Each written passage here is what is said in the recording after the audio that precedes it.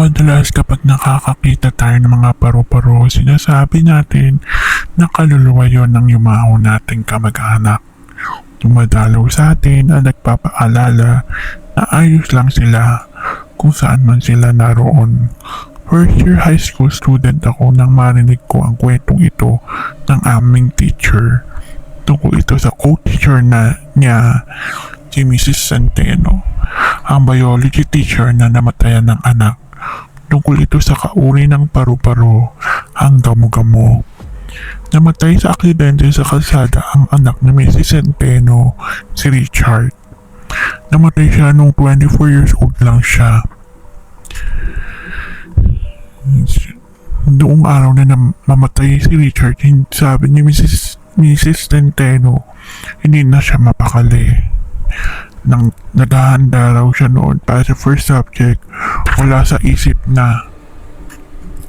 Hinalungkat niya ang bag niya.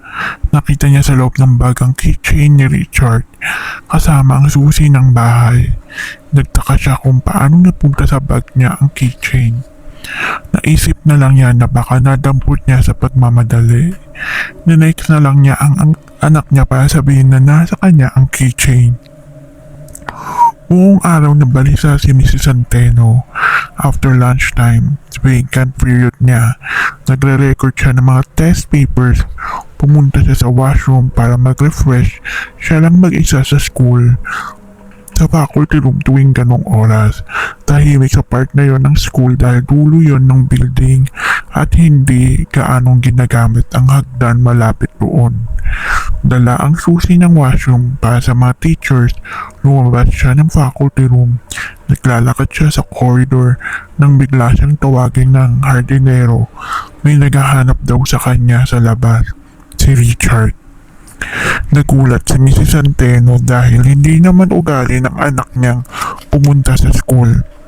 Unless emergency, pero naisip niya na baka kailangan nito ang keychain na naiwan sa bag niya. Pumasok siya sa faculty room para kunin ang keychain.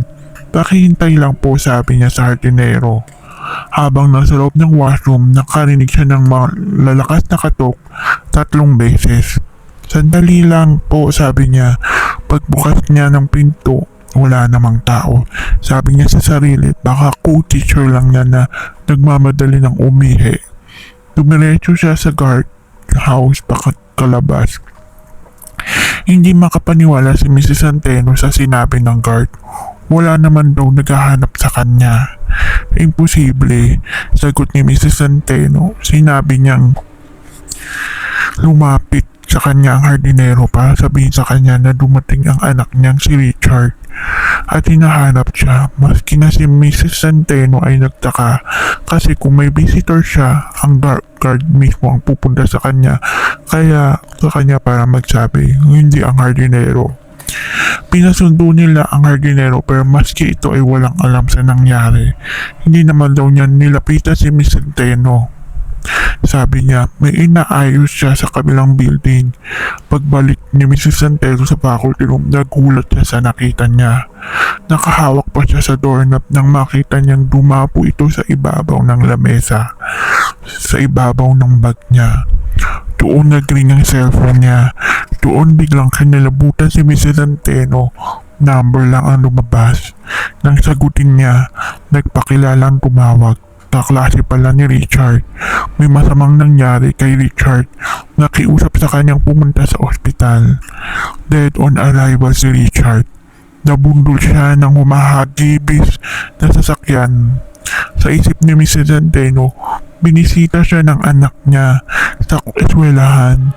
Nagbigay sa kanya ng huling paalam.